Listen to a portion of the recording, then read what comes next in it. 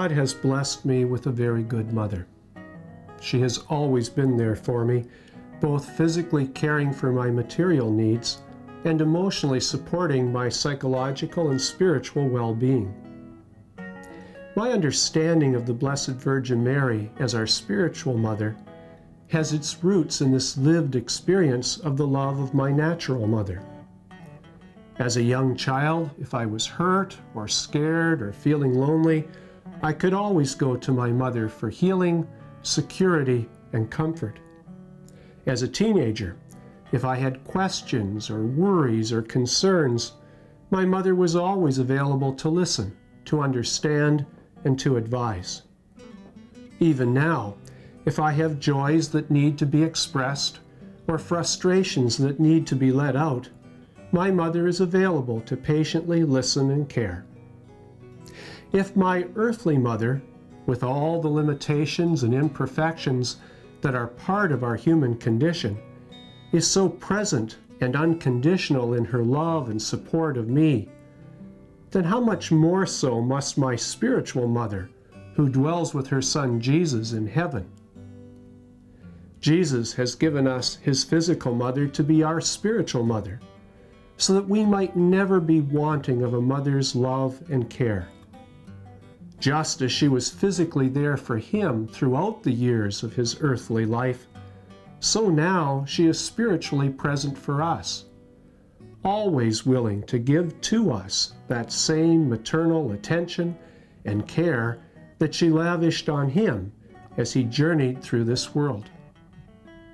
How blessed we are, not only to have a God who loves us so much that he would send his own Son to live among us and give his very life for us to save us from our sins, but to also have this divine Son be so sensitive to our human condition and needs as to, at the very climax of his passion, bequeath to us the love and support of his mother for all time. In his book entitled Mexico, the historical fiction author James Michener describes the thought process by which a fictitious city-state of that region comes to the decision to open their gates in welcome to the Spanish conquistadors of the 14th century.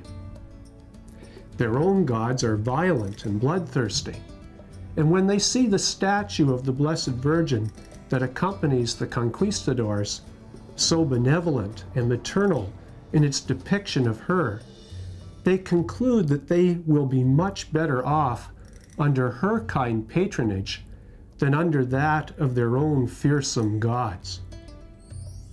Unfortunately, not only does Michener's story beautifully describe how God's love is made manifest in the person and intercession of the Blessed Virgin Mary, but it also sadly depicts how our sins and failures lead others to doubt whether such love and compassion even exists. For as soon as the conquistadors gain entrance to this city, they enslave the citizens and treat them just as cruelly and insensitively as did their own leaders and gods. A mother's love is a gift given freely and unconditionally, but it is only the selfish and ungrateful child that does not seek to return and emulate the love they have been so graciously and fully given. We can never truly repay our God or our physical and spiritual mothers for the gift of their love. Love of its very nature is not about debits and credits and worthiness. It is a gift given freely without thought of return. It cannot be bought, only treasured, shared, and passed on. God is love, and in his love for us, he has blessed us in many, many ways. Giving us the Blessed Virgin Mary to be our spiritual mother is one such gift.